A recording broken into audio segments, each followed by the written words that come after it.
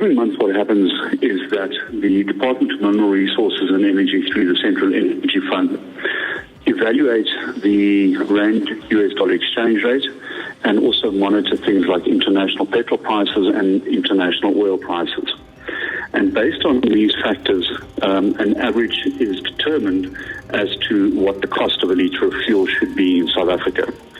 When there is what is known as an over-recovery, it means that in the previous month, the charging for that fuel was more than what is expected to happen in the month that is coming. And that then results in a decrease to the price of fuel locally. The reverse is if those averages are higher, then it's known as an under-recovery. In other words, you paid less in the previous month than what you would need to pay in the coming month, and therefore the price is increased.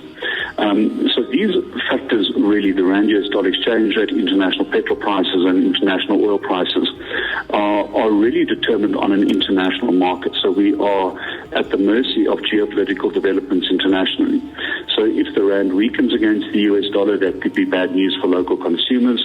Similarly, if international oil prices increase, that also spells bad news for local consumers. What we also need to understand is that every litre of fuel is comprised of several elements. There is what is known as the wholesale margin, that is the price that is paid to the wholesaler of the fuel if it's imported.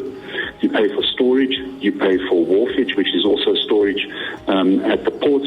You get a retail margin, which currently for petrol sits at around 286 cents a litre.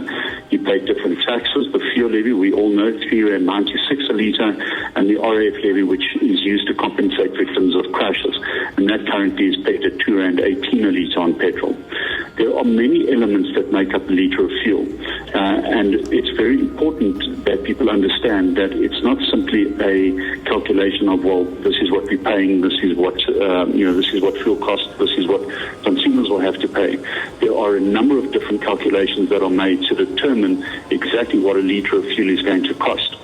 The averages are calculated on a monthly basis, and they are officially adjusted on the first Wednesday of every month.